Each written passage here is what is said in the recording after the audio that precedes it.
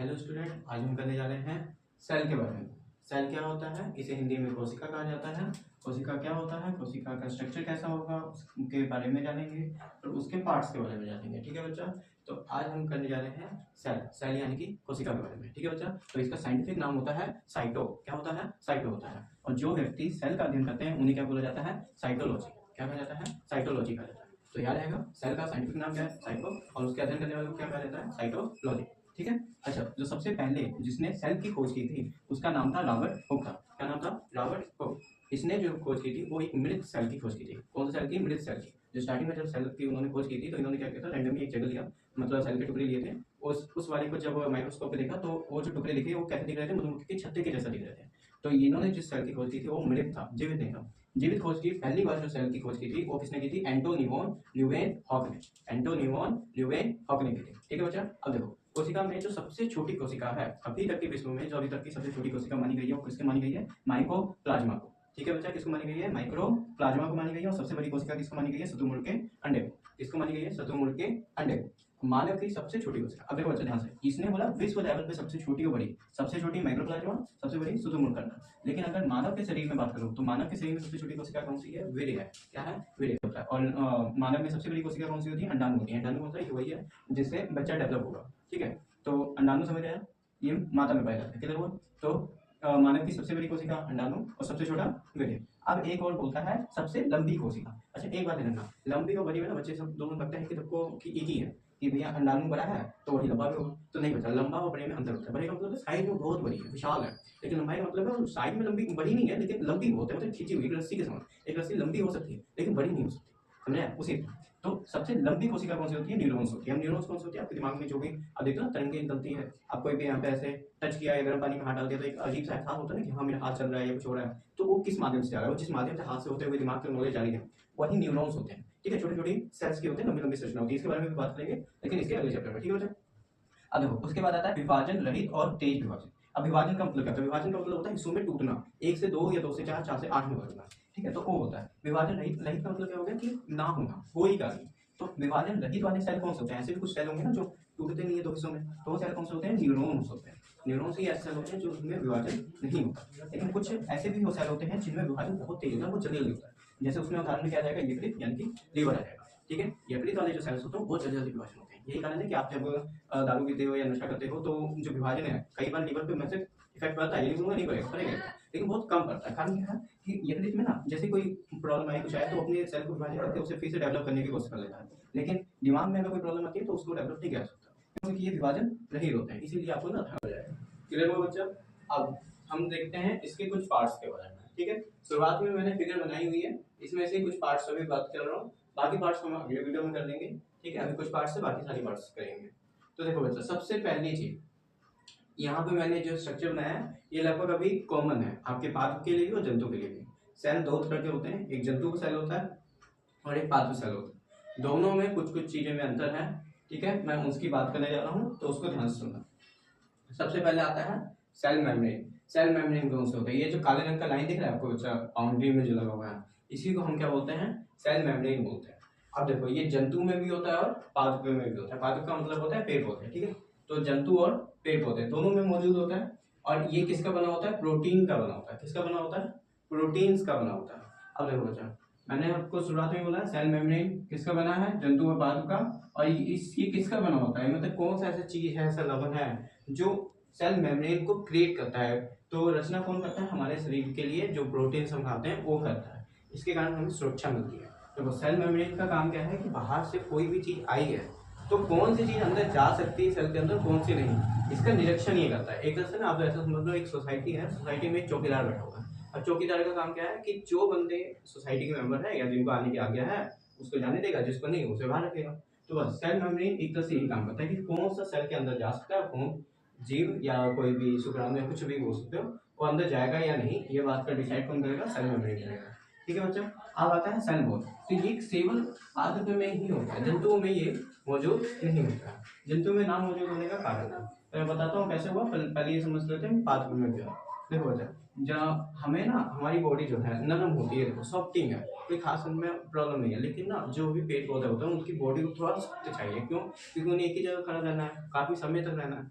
तो उनकी बॉडी को थोड़ा सा सख्त हमसे होना जरूरी है, क्योंकि उन्हें आंधी तूफान पता नहीं कितने सारी चीज़ों का झेलना पड़ता है। तो इसीलिए भगवान ने उनको सेल वॉल वाली संरचना दी। सेल वॉल क्या है, ये जैसे ग्रीन वाला आपको दिख रहा है ना, ये वाला हिस्सा, ठीक है, ये वाला हिस्सा किसको कहलाता है, सेल वॉल कहलाता है। और ये सिर्फ पादप में ही होता है, जंतु वाले में नहीं होता है, ठीक है। अगर ये हमारे में होता तो शायद हम चल फिर नहीं पाते, क्योंकि देखो ना, अभी कभी पेड़ पौधे में जीवन होता है लेकिन चल नहीं पाते। कारण क्या है कि उनका ये सेल वॉल होता है ना, बहुत ही कठोर होता है। इसका काम क्या होता है, सुरक्षा प्रदान करना, जैसे सेल मेम्ब्रेन ने भी किया था कि कोई फालतू चीज अंदर नहीं आ जाएगा, लेकिन साथ ही साथ ये आकार भी प्रदान कर देता है, ठीक है। यही कारण है कि पेड़ जैसे देखना एक के बाद एक स्ट्रक्चर बनता रहता है। इंसानों का जो सेल मेम्ब्रेन होता है उसका कोई स्ट्रक्चर नहीं है, कोई गोल हो सकता है, कभी शंकु हो सकता है, कुछ भी आकार का हो सकता है। लेकिन सेल वॉल के कारण ना जो पादप के होते हैं स्ट्रक्चर, वो ज्यादातर स्क्वायर होते हैं या फिर रेक्टेंगल होते हैं, समझ आया, इसी शेप में होते हैं। इसी कारण से ना वो या तो ऊपरी बढ़ते चले जाते हैं या फैलते चले जाते हैं, मतलब एक ही दिशा में गति करने का चांस ज्यादा होता है, ठीक है। तो सेल वॉल समझ आया, ओनली पादप में होता है, ये सुरक्षा और आकार प्रदान करता है। और ये किस चीज का बना होता है, तो ये सेलुलोज का बना होता है। तो याद रखना, सेल मेम्ब्रेन किसका बना है, प्रोटीन का, और सेल वॉल किसका बना है, सेलुलोज का बना हुआ है, ठीक है बच्चा, ध्यान रखना। अब आगे आता है माइटोकॉन्ड्रिया। अब देखो, इसे पावर हाउस कहा जाता है। अभी मैं बोलूँ किसी भी, अभी स्टार्टिंग में ही जैसे मैं बोला था, एक पूरा मैंने अपार्टमेंट लिया था, उस अपार्टमेंट में बाउंड्री लगी हुई थी, तो वो किसकी कहला गई, सेल मेम्ब्रेन की, और यही उसका चौकीदार वाला काम कर रहा था। अब उसके बाद आता है माइटोकॉन्ड्रिया। तो अब देखो, पूरे अपार्टमेंट को चलाने के लिए बिजली चाहिए कि नहीं चाहिए, चाहिए ना। तो बिजली चलाने के लिए मतलब एनर्जी चाहिए, पावर चाहिए। तो उसी तरह सेल को भी अगर सारे फंक्शंस करने हैं, खाना बचाना है, एनर्जी चाहिए, गति करनी है, बहुत कुछ करना होता है। तो इन सब के लिए इसको भी तो मुझे एनर्जी चाहिए, ऊर्जा का सोर्स चाहिए। तो इसका ऊर्जा का सोर्स क्या कहलाता है, माइटोकॉन्ड्रिया, जिसे पावर हाउस ऑफ सेल कहा जाता है। सेल का ये पावर हाउस है, बिजली घर है, ठीक है, इसलिए इसे बिजली घर कहा जाता है, ठीक है। अब देखो माइटोकॉन्ड्रिया क्या है, ये वाला, यहाँ पे आपको ये दिख रहा होगा ग्रीन वाले शेप में, ये वाला आपका क्या है, माइटोकॉन्ड्रिया। इसका काम क्या होता है, ये एटीपी ऊर्जा बनाता है। कौन सी ऊर्जा बनाता है, एटीपी ऊर्जा बनाता है। एटीपी ऊर्जा कैसे बनाता है, तो देखो बच्चा, इसमें से प्रोटीन इसमें निकलते हैं, और ये जो अंदर स्ट्रक्चर दिख रहा है, इसमें से प्रोटीन दौड़ता है, मतलब उसमें से निकलता है। आपने देखा ही है, कभी भी आपने अगर सेल वाला बिजली वाला देखा होगा, तो कभी भी दो लाइन, कोई तार है जो उसके सुचालक बिजली की, उसमें से जैसे ही आपके परमाणु को भगाया जाता है एक से दूसरे, दूसरे के तीसरे से जब जाती है, तो वो गति को ही हम बोलते हैं इलेक्ट्रिसिटी बोलते हैं, जो ऊर्जा उत्पन्न कर देती है। जैसे आप बहुत तेज भागो तो देखते हो ना, आपके चप्पलों में आग लगने लग जाती है, या जूतों में, या फिर उसमें एक रगड़ पैदा होती है, तो एक तरह से क्या ऊर्जा ही उत्पन्न हो रही है ना, बस वही चीज। यहाँ से भी वही प्रोटीन जब यहाँ से गुजरते हैं तो एक ऊर्जा उत्पन्न करते हैं, और वही ऊर्जा क्या कहलाती है, एटीपी ऊर्जा कहलाती है। और जब ये 38 एटीपी हो जाती है, 38 बार एटीपी ऊर्जा बन जाती है, तो वो क्या बन जाता है आपका, एक ग्लूकोज बन जाता है, ठीक है बच्चा। 38 एटीपी ऊर्जा मिलकर क्या बनता है, एक ग्लूकोज बन जाता है। तो ये बात ध्यान रखना। और इसकी खोज किसने की थी, तो अल्टमैन ने की थी। किसने की थी, अल्टमैन, अल्टमैन ने की थी। अब आता है बच्चा गाल्जी बॉडी। अब गाल्जी बॉडी का भी बहुत जरूरी काम है, अगर ये ना हो ना तो आपकी बॉडी हर 2 सेकंड में थक जाएगी। अब देखो कैसे, जैसे मैं बोल रहा हूँ, इतनी देर से मैं भी बोल रहा था, तो अब मैं बोलते समय अपने मुंह की कोशिकाओं का इस्तेमाल कर रहा हूँ, तो अब मैं मुंह की कोशिकाओं का इस्तेमाल कर रहा हूँ, तो हो सकता है ना कि मेरी मुंह की कोशिकाएं थक जाए और मैं बोलने में तकलीफ महसूस करने लगूं। लेकिन ऐसा ना हो, इसके लिए अब देखो, मुंह की कोशिका में एक लिमिटेड होगा, उसमें भी कुछ कोशिकाओं में ही ताकत होगी, माइटोकॉन्ड्रिया उत्पन्न करेगा, लेकिन कितना कर सकता है, मैं लंबे समय तक बोलूं तो नहीं संभव है। तो अब यहाँ पे क्या करेगा मेरी बॉडी, मेरी पूरी बॉडी का जितना भी स्ट्रक्चर है, उस सब में जितने भी सेल हैं, उन सबकी माइटोकॉन्ड्रिया की एनर्जी लाकर मेरे कहाँ पे लाएगा, इकट्ठा करेगा, मुंह पे करेगा, ताकि मैं बोल सकूं अधिक समय तक। अब देखो, मैं कभी भी आपने रनिंग सब भी किया होगा, तो पाँव से ही भागते हो, बाकी बॉडी का तो कोई काम नहीं होता, या फुटबॉल खेला या कुछ भी खेला या बैट बॉल ही खेला तो हाथ पैर से काम। लेकिन जब भी आप थकते हो तो क्या सिर्फ आपका हाथ थकता है या पैर थकता है, नहीं ना, पूरी बॉडी थकती है ना। क्यों, क्योंकि आपकी पूरी बॉडी की जो माइटोकॉन्ड्रिया थी जितनी भी, उन सब ने एनर्जी एक जगह इकट्ठा की ताकि वो वर्किंग कर सके। और वर्किंग करने के बाद अब उसने तो यूज कर लिया, तो अब सबकी एनर्जी खत्म हो गई ना। इसलिए जब भी आपकी बॉडी थकती है तो पूरी थकती है। तब ये जो सारी एनर्जी एक जगह से एक जगह इकट्ठा होकर फिर यूज होती है, सब जगह से इकट्ठा होकर एक जगह फिर यूज होती है, तो उसके लिए जिम्मेवार कारक क्या होगा, ऐसा कौन सा चीज जो इसके लिए जिम्मेवार है, तो वो होता है गाल्जी बॉडी। गाल्जी बॉडी क्या करता है, ऊर्जा का परिवहन करता है, एक जगह से दूसरी जगह ऊर्जा लेके जाता है। और कहाँ से लेके जाता है, वन से अनदर सेल। मतलब अगर मेरे पाँव के अंगूठे में भी अगर कोई एनर्जी बन रही है, तो उस एनर्जी को अगर मेरे मुंह में चाहिए, जरूरत है, तो उस एनर्जी को बॉडी क्या करेगा, मेरे मुंह तक लाएगा। समझ आया। तो उस एनर्जी को किस माध्यम से लाएगा, तो वो माध्यम होता है गांधी बॉडी, जो सेल में पाया जाता है। ये द्रव्य अवस्था के रूप में ही दिखता है, जीव द्रव्य के रूप में ही रहेगा, ठीक है। लेकिन ये मेन सोर्स क्या करता है, एक सेल से दूसरे सेल में ट्रांसफर का काम करता है, एनर्जी ट्रांसफर का, समझ आएगा।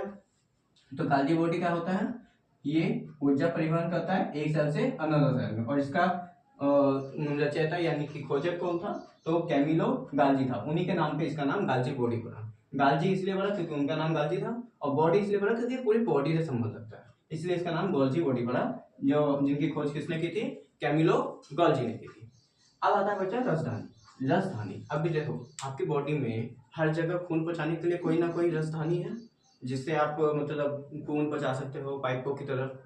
तो उसी तरह, या आपने छत पे जो टंकी होती है उसको पानी पहुंचाने के लिए एक होता है ना, मोटर से पाइप जुड़ी होती है, सेम उसी तरह हमारी आपकी पूरी कोशिका को हर जगह पे कुछ ना कुछ चाहिए कभी।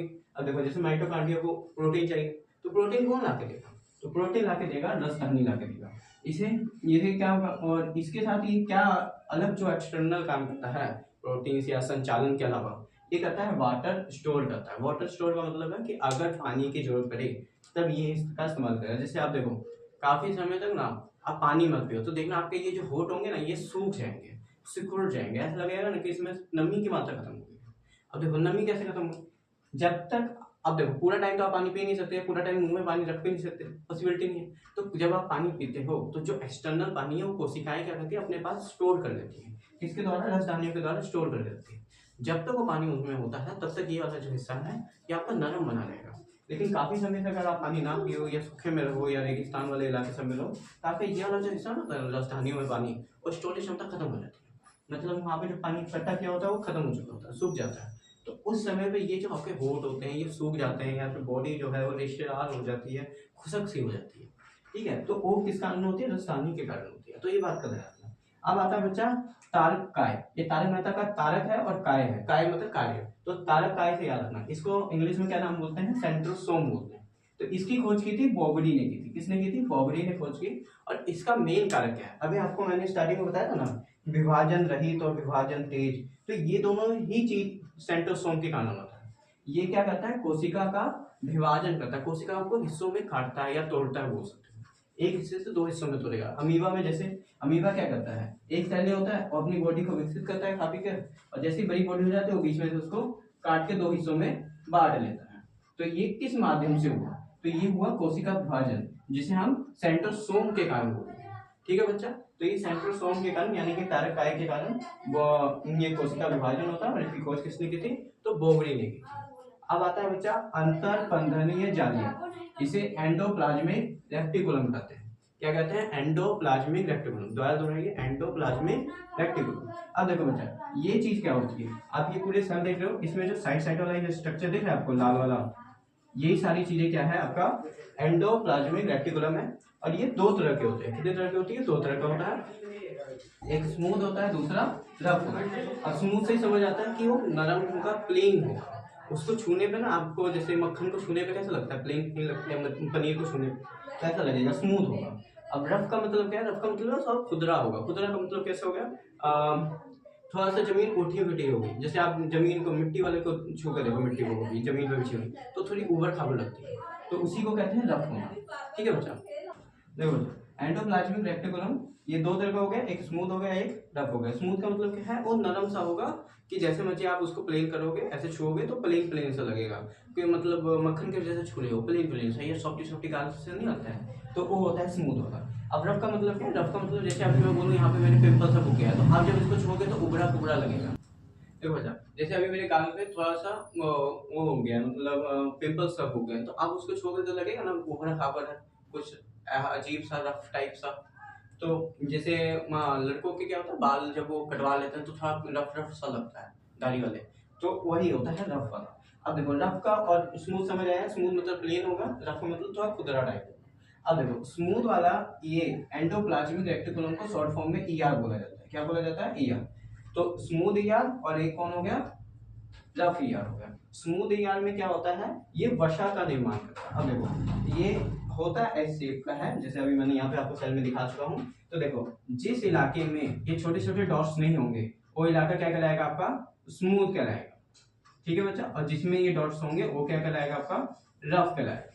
क्लियर हुआ? तो देखो स्मूथ वाले हिस्से में क्या मतलब पैदा होता है, तो वसा का निर्माण होता है। वसा क्या होता है, मोटापा, जो आप बोलते हैं ना कि डाइट्स खाओ, आप ऐसे पतले दुबले हो तो मोटे हो जाओगे, तो इसके लिए मेन कारक जो आपको मोटा करता है उसका वो क्या है, स्मूथ एंडिकुलम एंडोप्लाज्मिक रेटिकुलम है। ठीक है, ये ध्यान रखना। यही क्या करता है, आपकी बॉडी में वसा का निर्माण करेगा। अगर ये अधिक करेगा तो आप मोटे ज्यादा हो, अगर नहीं करेगा तो आप पतले ज्यादा हो। ठीक है बच्चा, तो ये चीज आपके लिए उत्तरदायी है कि आप मोटे क्यों पतले क्यों। मेन सोर्स यही है, स्मूथ रेटिकुलम आपकी बॉडी का हर एक सेल में।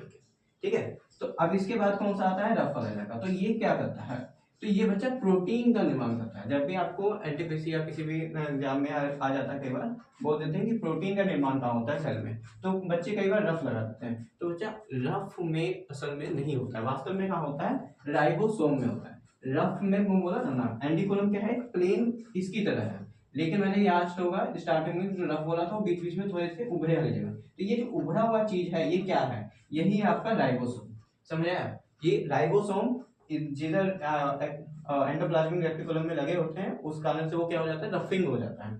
रफ होने के कारण से रफ एंडीकुलम कहते हैं। ठीक है, रेटिकुलम कहते हैं। तो ये जो इलाका है राइबोसोम, यही क्या करता है, प्रोटीन का निर्माण करता है। लेकिन ये पाया कहाँ जा रहा है, तो रफ वाले हिस्से में पाया जा रहा है, इसलिए हम कहते हैं कि रफ में प्रोटीन का निर्माण होता है। लेकिन वास्तव में क्या कहता है, रफ में राइबोसोम मौजूद होता है और वो प्रोटीन का निर्माण करता है। क्लियर हुआ बच्चा? चलो इसके बाद आप राइबोसोम के बारे में थोड़ा बहुत समझ लेते हैं। तो राइबोसोम की खोज किसने की थी, तो प्लेलेट ने की थी। किसने की थी, प्लेलेट ने की थी। और ये क्या कहलाता है, आपका प्रोटीन फैक्ट्री कहलाता है। अभी जैसे हमने बोला था ना, पावर हाउस ऑफ सेल, किसको बोला था, माइटोकॉन्ड्रिया को। उसी तरह राइबोसोम क्या होता है, प्रोटीन फैक्ट्री होता है। क्यों? क्योंकि यही आपकी बॉडी में प्रोटीन का डेवलपमेंट करेगा। अब जैसे कई बंदे बोलते हैं ना कि अंडा खाया करो, दूध पिया करो, इससे आपके अंदर प्रोटीन आएगा, ताकत आएगा। तो ये जो ताकत आएगा, असल में ताकत बनाएगा कौन, तो ये बनाने का काम करता है राइबोसोम करता है। ठीक है, ये वैसे एक सेल में बोल रहा हूँ, अभी पूरी बॉडी में देखोगे तो इसके लिए अलग अलग स्ट्रक्चर होता है। दिमाग के अलग सेल्स होते हैं, पेट पाचन के लिए अलग होगा, एनर्जी के लिए अलग होगा, और क्रिया के लिए अलग होते हैं। हमारे हम भोग सेल में आ जाते हैं। लेकिन अभी बात एक सेल की हो रही थी, तो एक सेल में जो प्रोटीन बनाएगा वो कौन बनाएगा, सिर्फ राइबोसोम ही बनाएगा। और इसीलिए उसे प्रोटीन का फैक्ट्री कहा जाता है, क्योंकि प्रोटीन यहीं पर बन रही है। इस तरह से बच्चा आज आपका पहला लेक्चर सेल का खत्म होता है। इसी तरह आपकी सेल की सीरीज स्टार्ट रहेगी। अगले नेक्स्ट वीडियो में आपको सेल्स के बाकी और अन्य पार्टों के बारे में बताऊंगा, मतलब उसके हिस्सों के बारे में बताऊंगा, और आपको ये समझाऊंगा कि कैसे आप सेल को और अच्छे से समझ सकते हो, और ये कितना स्मूथ है, कितना सिंपल रहेगा, आपको ये मेरी वीडियो के साथ पता चलता रहेगा। धन्यवाद, शुक्रिया। सब्सक्राइब, लाइक एंड शेयर करते रहिएगा। धन्यवाद बच्चा।